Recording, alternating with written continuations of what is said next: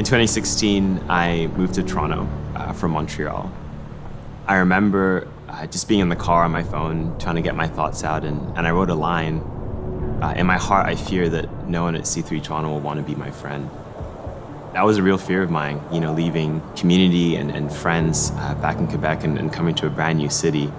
I genuinely thought that I wouldn't have connection. And God really answered that fear in a huge way.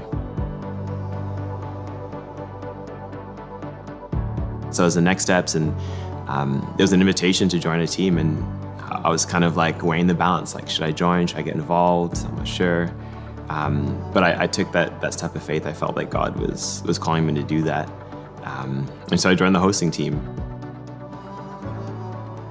God has just worked in amazing ways through that and showing me the lies and that fear that there was a place for me, that I did belong, and that I did have a role to play in building His church and building His kingdom.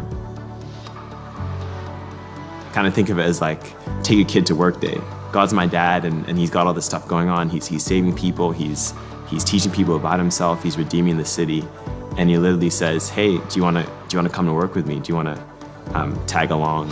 And I think when I realized that I had the identity as a son of God, man, it changed everything. 2 or 3 weeks I'm sitting in Next Steps, and a guy walks in and sits at my table, and we're connecting, we're chatting. And I realized very quickly that I was looking in the mirror. He was looking for community, he was looking for belonging.